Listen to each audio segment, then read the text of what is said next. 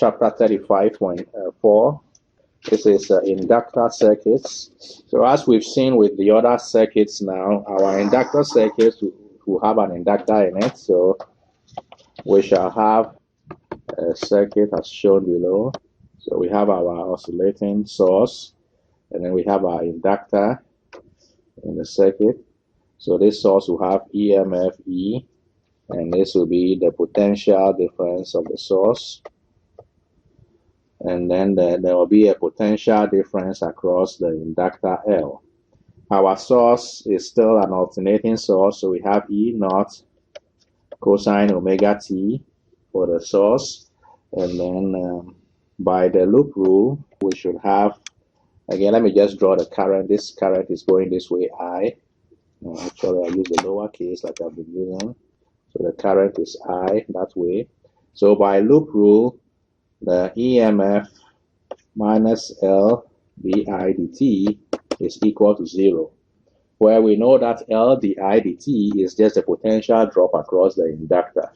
So the EMF is therefore equal to L di dt, and we can replace that EMF by the E naught cosine omega t, or in this case I'll just put V naught cosine omega t, and that will be equal to L di dt, where V naught is the peak potential for the source.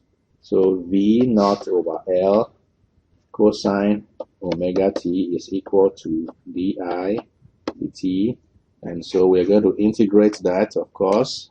So we shall have di equals V naught over L cosine omega t dt. So the current I of t is equal to the integral of V naught over L cosine omega t dt. The integral of cosine is sine, so we have V naught over omega L sine omega t. Okay, so that's your current through the inductor. And we shall use a trigonometric identity to change sine omega t to cosine. Okay, so we're going to convert sine omega t to cosine omega t minus pi over 2. So we shall say that I of t is equal to V naught over omega L, and instead of sine omega t, I'll write cosine omega t minus pi over 2. And the reason I'm doing it this way is to put it all in the form of a cosine, because we've been working with cosine with the capacitive circuit, the resistive circuit, and so on. So we just following the same protocol, we'll use cosine here. And so this tells us that the inductor current lags behind voltage through the inductor by pi over 2. When we saw the capacitive circuit, we saw that the current through the capacitor leads the voltage across the capacitor by pi over 2. In the case of the inductor, the current through the inductor lags behind the voltage through the inductor by pi over 2. Peak current I naught will be equal to V naught over omega L. Okay, so that's the peak current through the circuit. So we can use Ohm's law in this scenario again.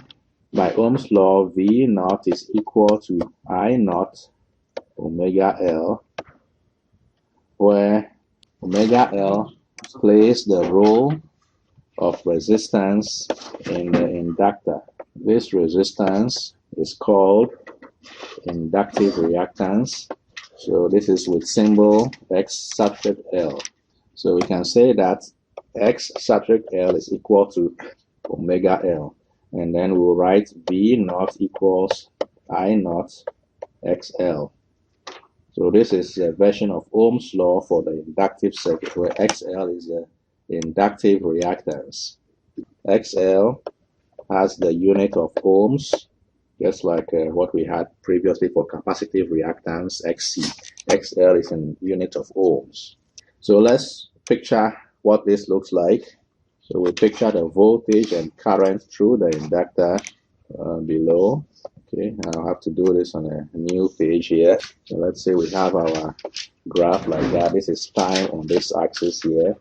And we said the voltage is a is in the form of a cosine. So it starts off like that.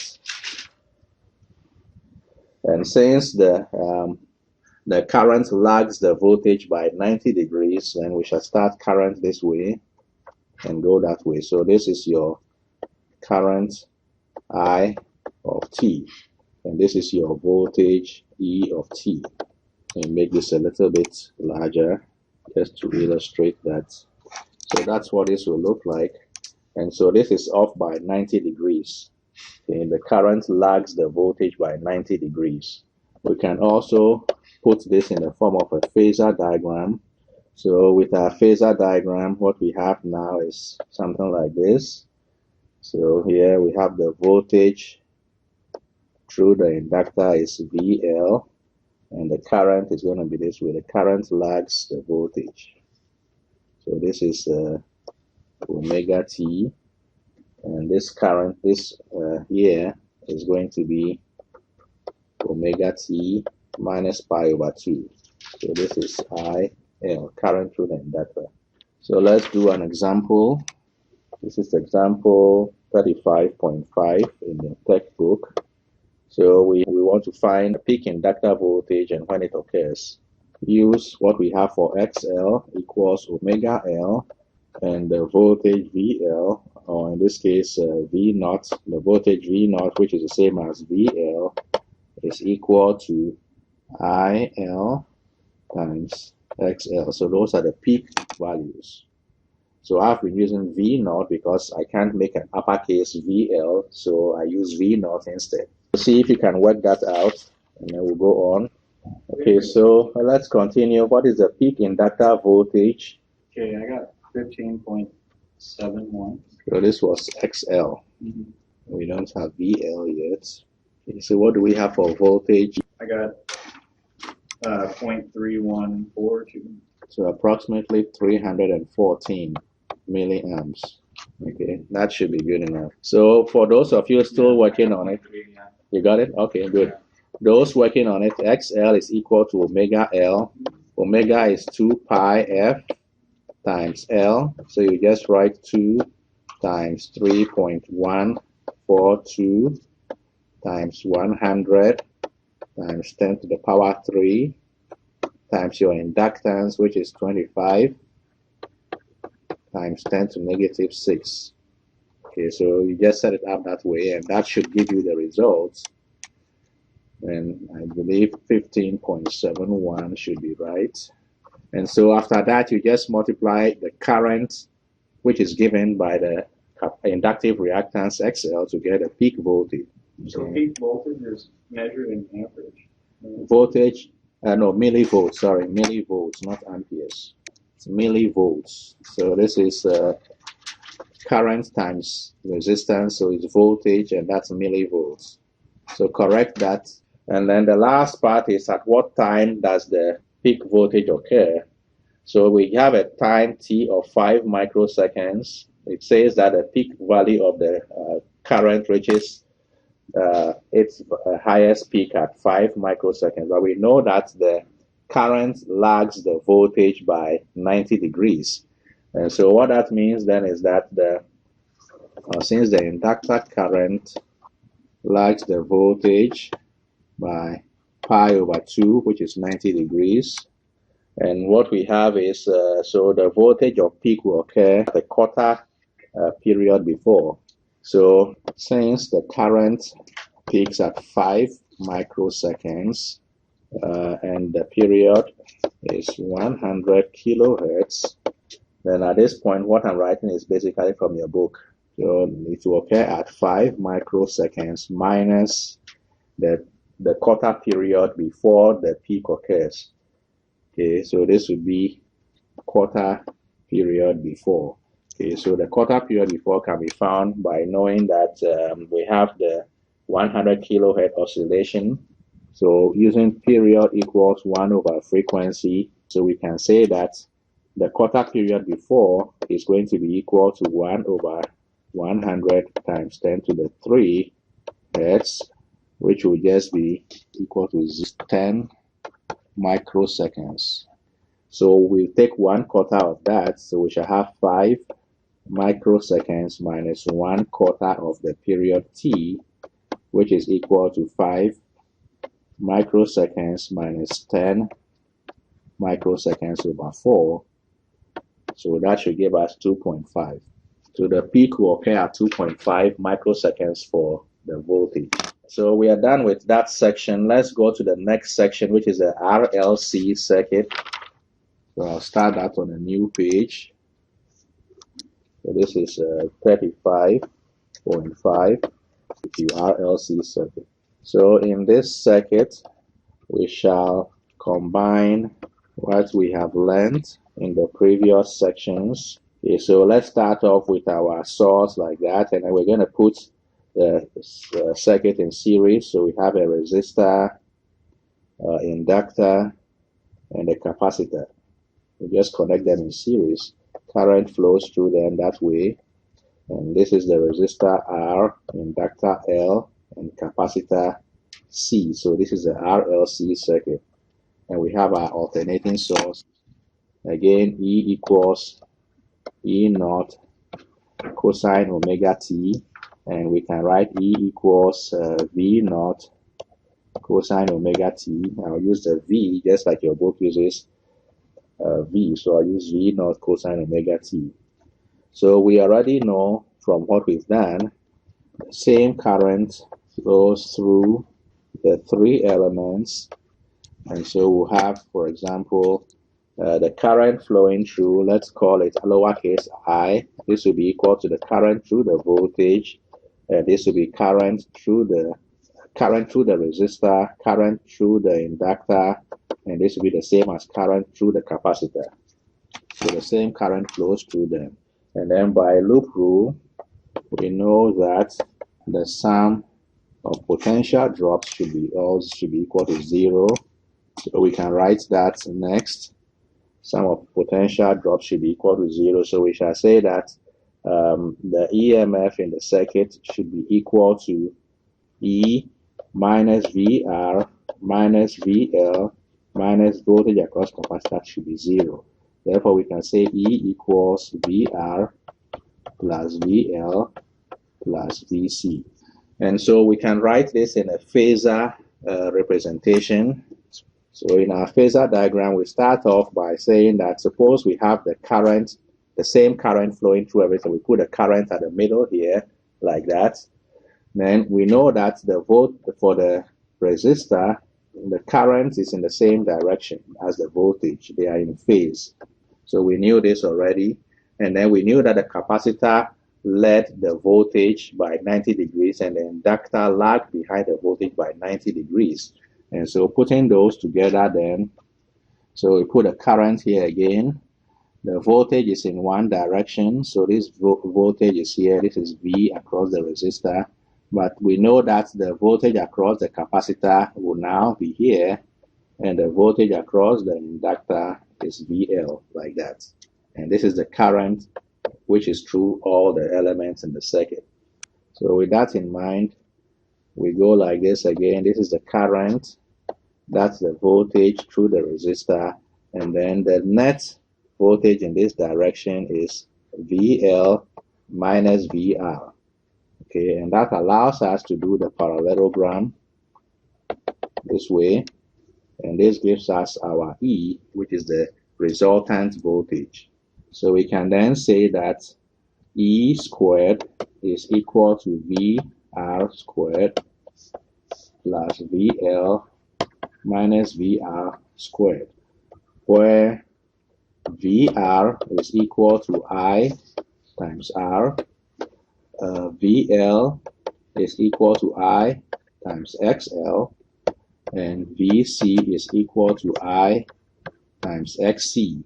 And we know that XL is equal to omega L and XC is equal to 1 over omega C.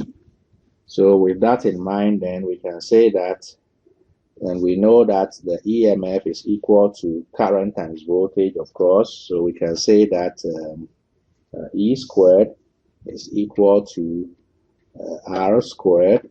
And in parentheses, we have XL minus XC squared, and put the I out. That will be I squared like that.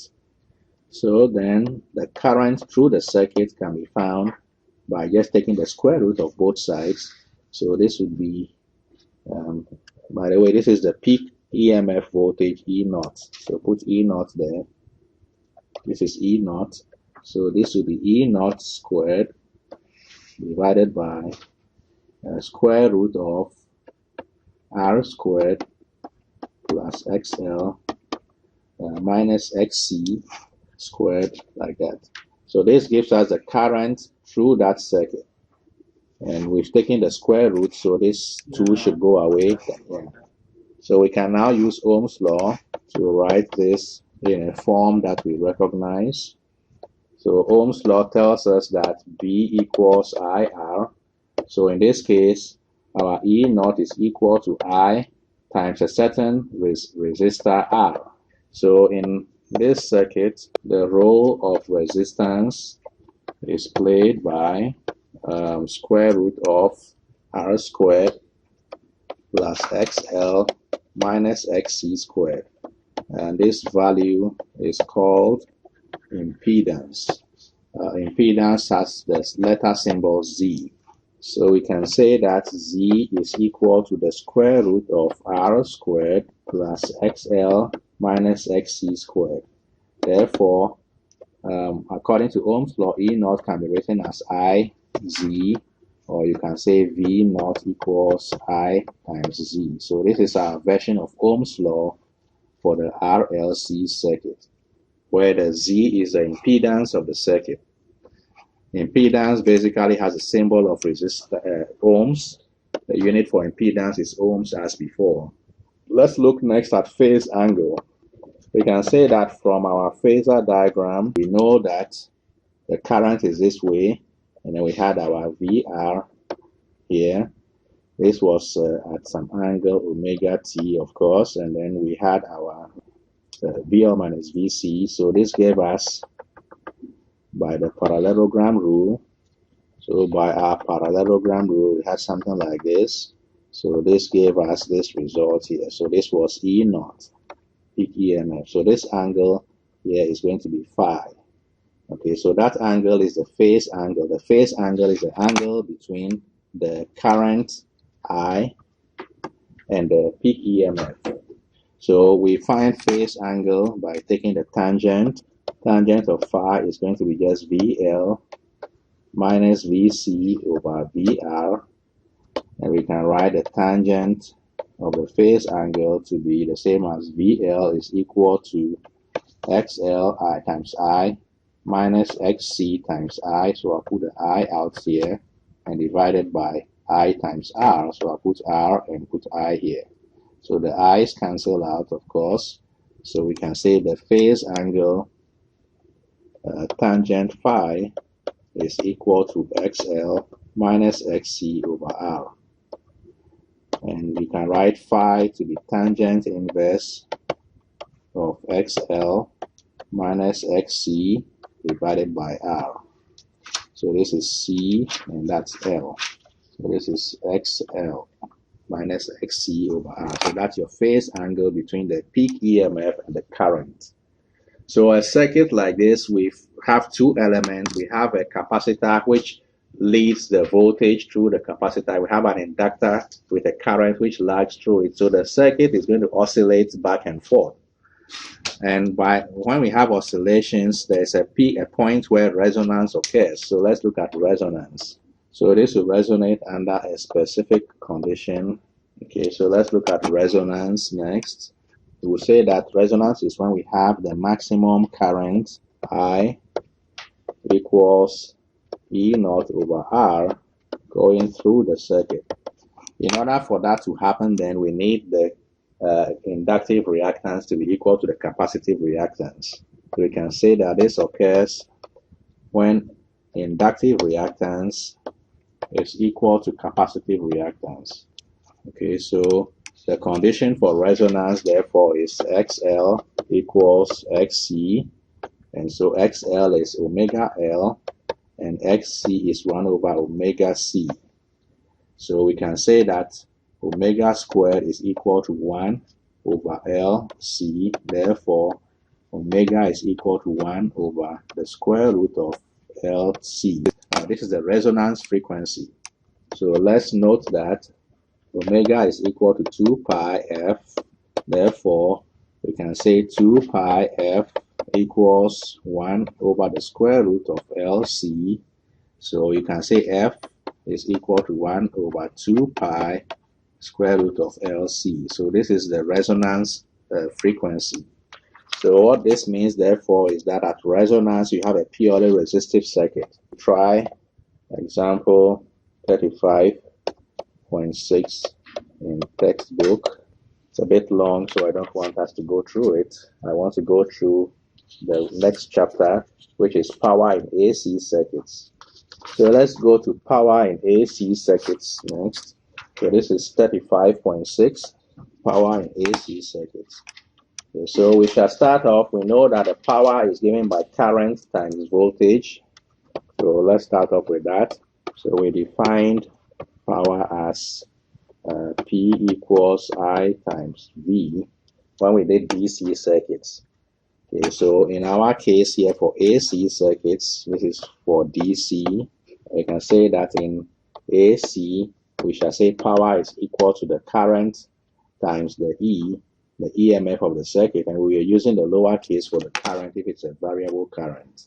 So lowercase I and E are the instantaneous current and voltage in the AC circuit. So you can say that suppose we have a resistor in the circuit. It will dissipate energy at the rate given by power in the resistor is equal to the current in the resistor times the voltage in the resistor. So this would then be equal to current, or we can say current in the resistor squared times the resistance R, where the variable current is equal to I naught, or let me use I up lowercase r, just like what we have here, I lowercase r cosine omega t. Okay, so that will be your lowercase I, and so we can say that power in the resistor is therefore equal to IR squared cosine squared omega t times R. And so we can visualize the current and power below. So we know the current is a cosine current or cosine graph. So we'll just draw that this way. So this is your current as a function of in the resistor, and this is your peak current IR. Okay, and at the bottom, of course, is going to be negative IR. Okay, this is time, and then for the power, this is time, this is power in the resistor, and so power is I squared R, and it's a cosine also, so we can write it this way. But the whole idea, the peak is going to be I squared R, like that, and this is negative I squared R. So we can find the average power. So we'll say that because the graph is oscillating, then we are interested in the average power P rather than instantaneous power. So let's see. So we'll do some trigonometry again. So we'll say that the power PR, we said, was equal to I squared R cosine squared omega t. So we know already power is equal to that. We can use a trigonometric identity.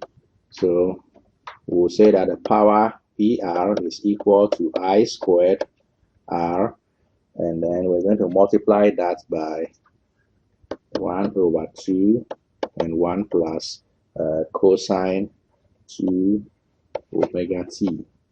And I'll give you the identity in a minute, where we are saying that 2 cosine squared omega t can be written as 1 plus cosine 2 omega t. So this is the identity we are using, so that cosine squared omega t is equal to 1/2 1 plus cosine 2 omega t, like that.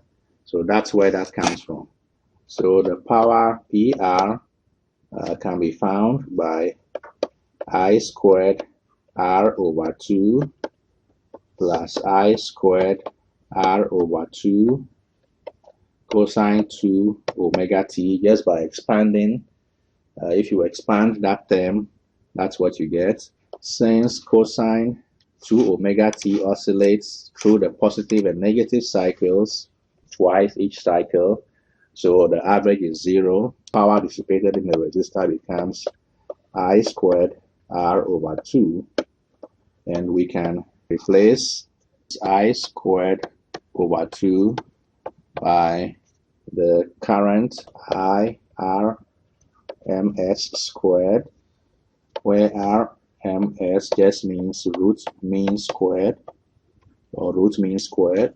So the root mean squared current, I Rms, is just equal to I over root 2, like that, so that we can write the power in the resistor is just equal to I Rms squared times R. And so in terms of voltage, we have here then V Rms equals V naught over root 2, or V through the resistor over root 2, like that. And so we shall have power in the resistor. If you just use voltage, can be written as V Rms squared over R squared R, which can then be written as V Rms squared over R. So that is one version that you can use. So we have P through the resistor to be equal to V Rms squared over R. That's one version. We have this version here. So the RMS voltage that we have is 120 volts coming out of the wall.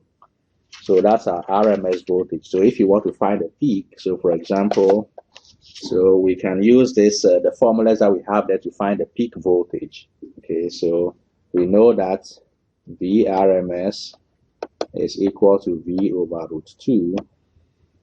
So V is the peak voltage, so you can find V to be equal to root 2 times VRMS. So root 2 is 1.414. Multiply that by 120 volts, and that gives you the peak voltage, which is about 170 volts for an AC voltage of 120. The peak voltage is larger than 120? Yeah, so what you are, the RMS voltage is what the meter measures. That's the 120 volts from the wall. That's RMS volts. So that's the average voltage of the oscillation. See, so we have the oscillation like that. So an average voltage is somewhere in this section here. The peak is at the top.